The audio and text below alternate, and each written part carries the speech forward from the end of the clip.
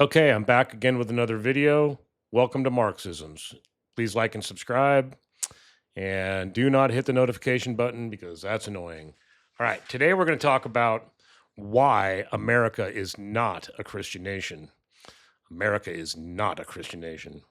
That should be obvious from our founding documents, but it doesn't seem to be obvious because here we have um, a group of people who are trying to create a Christian nationalist country, and most MAGA type Republicans they want to tell you how to speak.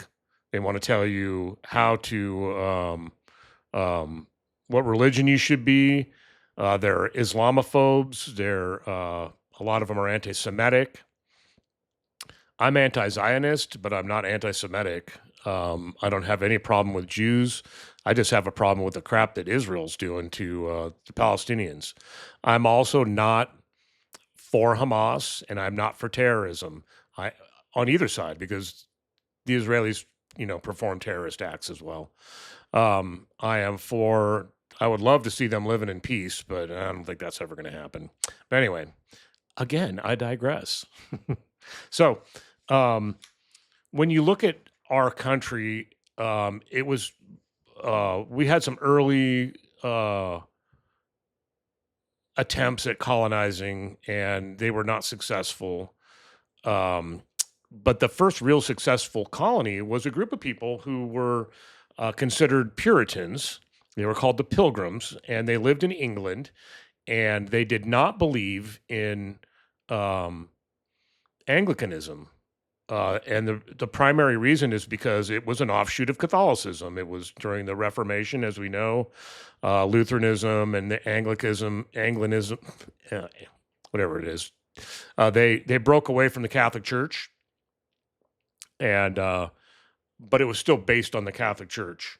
And the Puritans wanted a more pure form of Christianity, and in order to do that, I mean, really, you have to go back to um, about the mid to late um, first century, which is when Christianity began forming, and it was an evolutionary process.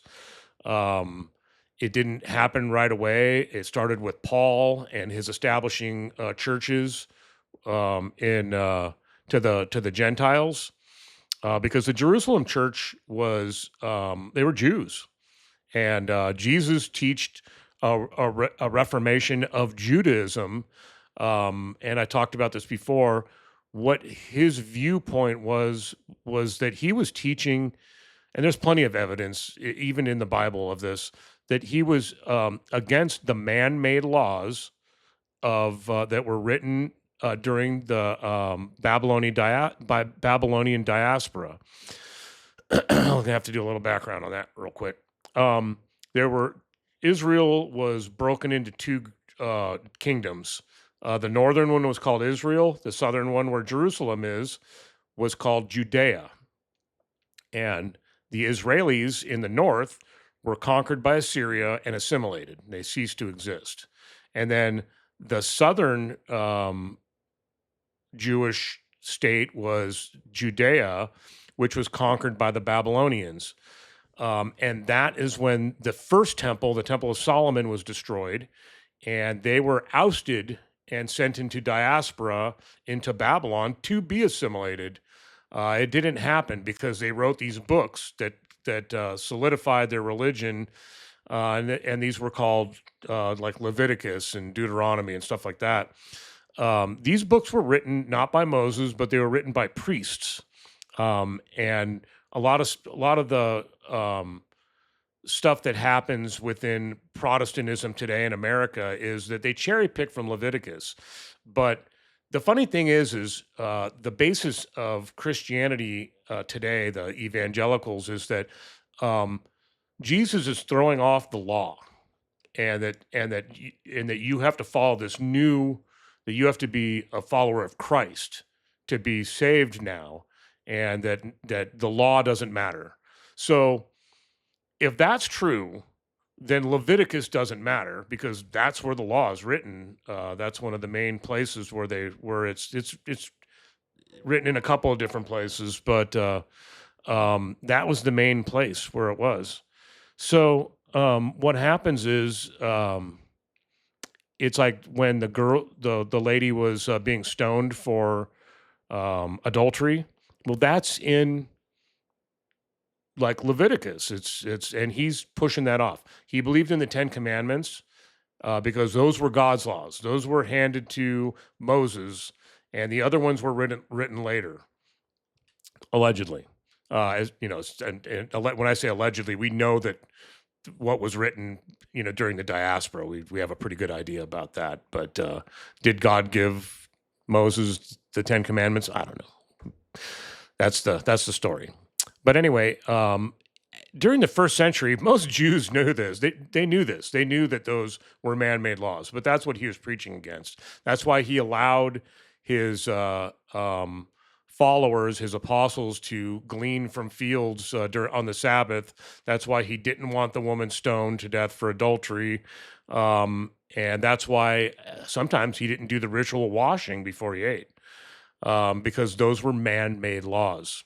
So anyway, they want to go back to a purer time, the Puritans. So they were not able to do that in England. They were being persecuted, so they had to pray in private, much like the Christians had to do during the Roman Empire, parts during times in the Roman Empire.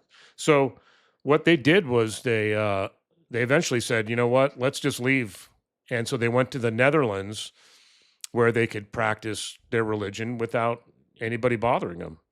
But they wanted a place of their own. And of course, everybody knew about the New World at this point. So they jumped on the Mayflower and they came over here to what is now these United States. So from the very beginning, there was an idea of we want to be free of religious persecution. However, some of the colonies did establish state religions, and they did have compulsory attendance to church and stuff like that. It was not successful because, for a lot of reasons, there weren't churches everywhere because it was a wilderness, and people were moving west already, and there weren't a lot of pastors, and and there's a number of reasons. Plus, there was the Enlightenment. There was a lot of people that weren't for religion, and one of those was Thomas Paine, who was a good friend of George Washington. So here's what Thomas Paine writes. He wrote that I do not believe in any church, he declared in his call to arms against what he called church state tyranny in early America. He insisted that every national church or religion accused the other of unbelief. For my part, I disbelieve them all. So he wasn't a churchgoer. I believe he was actually a deist. And then when were about to go to war, and a lot of people believe this way. Even people that did go to church, they were essentially Unitarian or deist, even though they were Episcopalian or the various religions that took or denominations that were around. And if you don't know, the Unitarian Church is an offshoot of the Protestant Church, and it is the philosophy of the Age of Enlightenment. They believed in the Enlightenment. Most of the people in the Americas were, especially the educated ones, they read the Enlightenment and they believed in that. Now, the Unitarian Church was founded in Europe. It's an offshoot of Christianity, but there are many differences. The most important difference is the lack of belief in the Trinity. We can go into the Trinity at some later video, maybe. Hence the name Unitarian. They believed in one God and not a bunch of persons involved in one God, or anything like that. They denied the divinity of Jesus, recognized him only as a great teacher. which is actually my belief as well. Although I don't practice Unitarianism because I don't practice any religion. I was raised a Catholic, but I never really bought into, maybe when I was very little, never really bought into the idea of um, Jesus being God. When I first read the Bible, I was fell in love with his teachings, and I do to this day. And I wish Christians would follow him, but they don't. They cherry pick from Leviticus and stuff like that. The very book and books and ideas that Jesus was preaching against. So, um, whatever. So the funny thing about Christians today is that especially the evangelicals, it's like we don't need the law anymore. That Jesus fulfilled the law, which is silly. He couldn't fulfill anything like that, and he didn't fulfill the prophets either. That's just nonsense. I've read them, and there's it's a lot of it's just taken out of context. So so what he what they believe is that we don't have the law anymore, that we just have to believe in Jesus. Well, if we believe in Jesus, we should be believing in and living his teachings. And he believed in loving everybody. He doesn't distinguish between straight and gay, black and white, Muslim or Jew or Christian. He just says everyone. That means everyone. Everyone. Do we understand that? Everyone. Okay. So when you go back, guys like Charlie Kirk, who like to go back and cite Leviticus, well, then you're not a very good Christian if you're doing that, because that's not what Jesus wanted. So that's what they do. They cherry pick when it's um, important to them. Something's important to them, like hating um, gay people. It's like, we want a site where God says we should hate gay people, but we don't want a site where it says that we should not wear clothing with more than one thread. So you're hypocrites. But anyway, so the Library of Congress, which they established these things like in the 50s or something like that, back when everybody was like religion was a big thing, and we put in God we trust in our money and all that stuff, because to combat communism, who are godless, and incidentally, not all socialists are godless.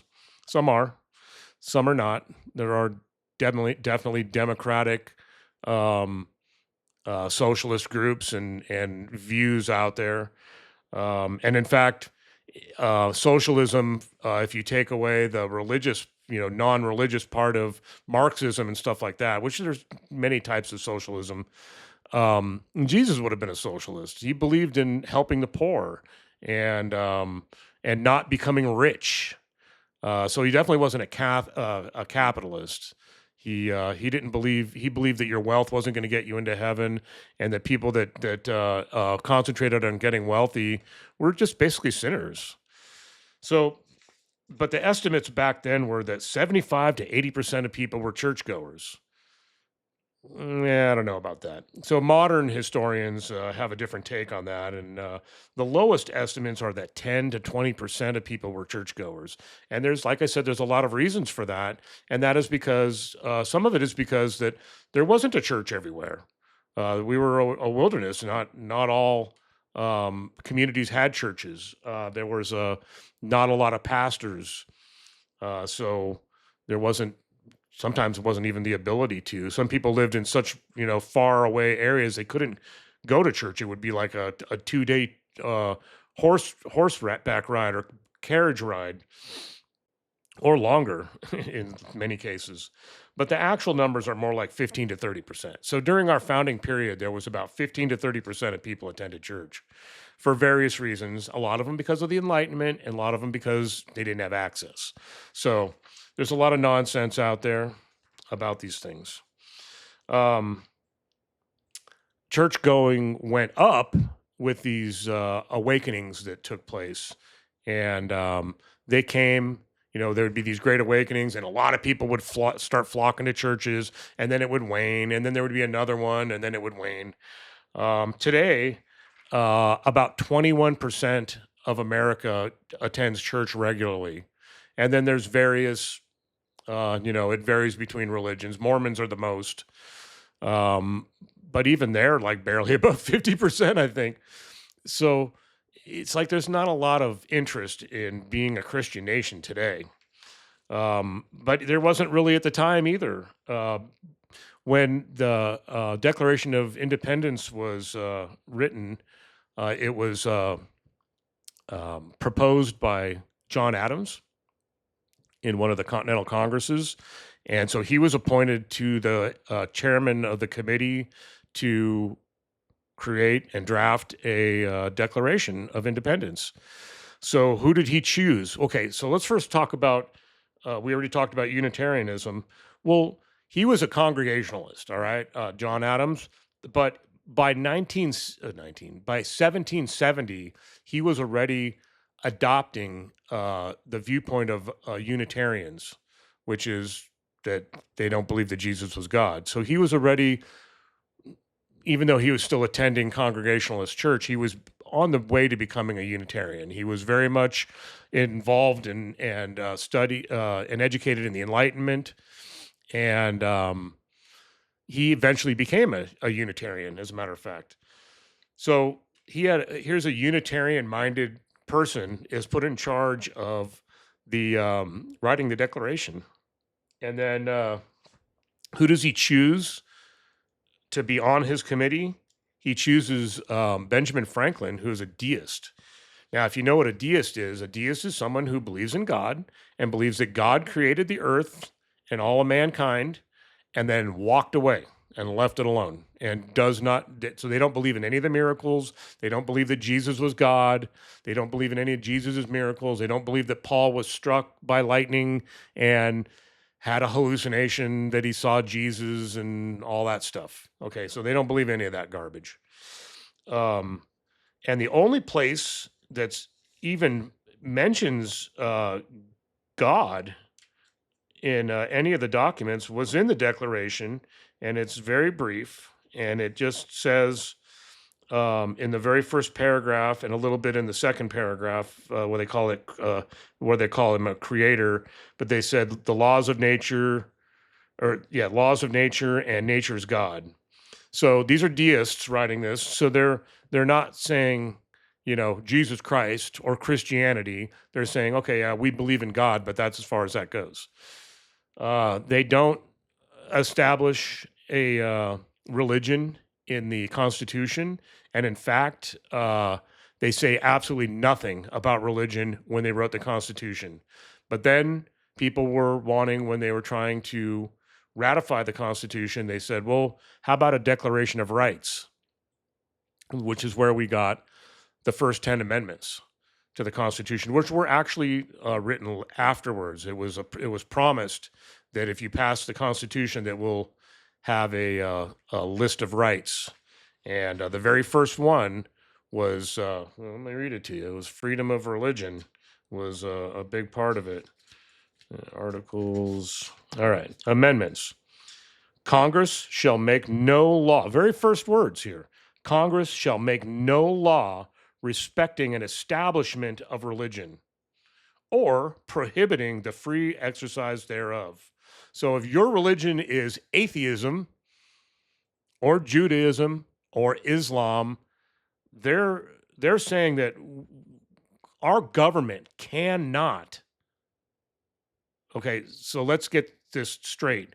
The part of government that makes laws is Congress, all right? So Congress shall make no laws, not the president, not executive orders.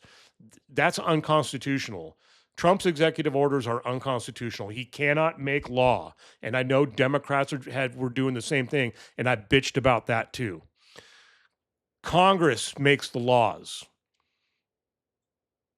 not the Supreme Court. They establish whether it's constitutional or not. They're not doing a very good job these days. They never really have, but they're definitely not these days. This SCOTUS, I like to call SCROTUS, are not, they're not good people. There's a couple of them that are good people, but there's 4 of them that are just pieces of shit and should be impeached and thrown out on their ass. So Congress shall make no law respecting an establishment of religion or prohibiting the free exercise thereof, or abridging the freedom of speech. Let's talk about that because Republicans are trying to do that too, or the press, and they're trying to do that as well, or the rights of people peacefully assembling. Oh, they're trying to do that too, and to petition the government for the redress of grievances. Republicans don't really believe in the Constitution now, do they? Yeah, because they're in violation of all these with the shit that Trump's doing and the shit that they're doing, the doxing that they're doing. Absolute bullshit. So when a Republican tells you they're for the Constitution, they're a liar. Okay, they're not. They don't care about it. They're ideologues. So, but anyway, right there, that proves that the founding fathers did not create a Christian nation. The people who want you to believe that are fascists. What they are is they're Christian nationalists, which are fascists. Nationalists are fascists. What they are. They believe in that we're the best, we're the only ones, and that nobody else matters. You know, America first. Okay. What they believe is that white people are superior to everybody. That women shouldn't have a say, and that the only religion that should be allowed is Christianity. And in fact, there have been many Republicans in Congress who have tried to pass such laws that you have to swear the oath on a Bible, which there's no rule. There's no rule in here that says you have to. Let me hold it the right side up so I don't look like Trump holding the Bible upside down. There is no rule in here that says that you have to swear your oath on a Bible or even on any book at all. That was a tradition that was started by Washington because he wanted people to know that he's taking this oath, which, by the way, is against this book right here, the Holy Bible. So if you guys want to go back, you're not supposed to make oaths to God. In fact, that's even in the Ten Commandments. You're not supposed to make oaths to God. You think that commandment that says not to take the Lord's name in vain means that you can't say God damn it. Well, that's not what it means. There's instances in here where people basically say that they're asking God to damn or curse or this or that. There's no such thing. God doesn't care. He doesn't care if you say God damn it, because you're not saying, if you're saying God be damned, that would be a violation of that, which I am not saying, by the way. That would be a violation of that. Swearing an oath, that's what it really means. It's swearing oaths. And the Bible tells you, do not swear an oath of any kind. But if you do swear an oath, you need to keep it. That's the rule there. People don't seem to understand that. So let's get back into this a little bit. We know that deists and Unitarians were the ones who founded America and did not want a religion. In fact, James Madison, here's what he said. He said, it was the universal opinion of the century, the 18th century, which is the 1700s for you that aren't very smart, MAGA, that civil government should not stand without the prop of a religious establishment, and that the Christian religion itself would perish if not supported by a legal provision for its clergy. Okay, he's saying that this is what people believe. He's not saying this is what he believes. But when he was president, he said, the devotion of the people have been manifestly increased by the total separation of church from the state. These are his beliefs, okay? Most of these guys, like I said, they were rejecting the Calvinist BS that evangelicals believe in. And I can go through the 7 points of Calvinism. I think it's 7 points, but the Trinity and things like that are what established that, and that's what most Protestantism is, and evangelical Christianity is based on.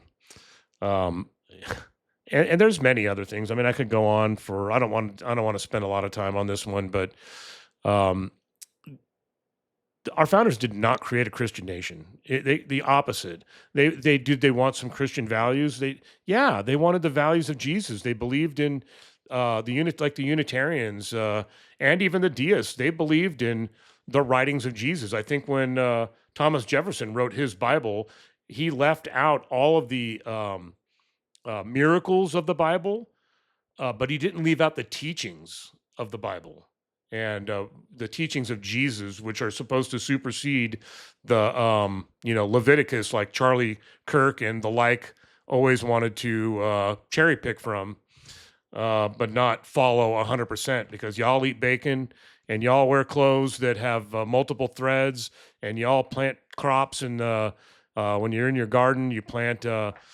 cabbage next to your lettuce and things like that, which are all sins according to Leviticus.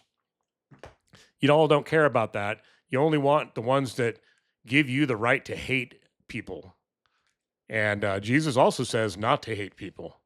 I read all that, some of those quotes the other day. You can go back and look at my video on the aftermath of Charlie Kirk, and I read from the Bible in that, and I read the words of Jesus, which you are not following as Christians and as Republicans. You are not following it as Christians and Republicans. You are not following this document, the Constitution of the United States, either. You're not doing it. You're going against it. You're going against your religion and you're going against your founding documents. You're hypocrites, all of you. Well, the ones that aren't are not hypocrites, but the rest of you are. The majority of you are. This is not a Christian nation.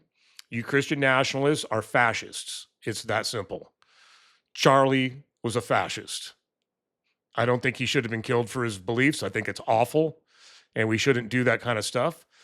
And I think it's terrible people that made fun of his death, but Charlie Kirk made fun of other people's attacks, and Republicans made fun of Melissa Hortman. So once again, you're free to do that. I mean, that's what freedom of speech is all about.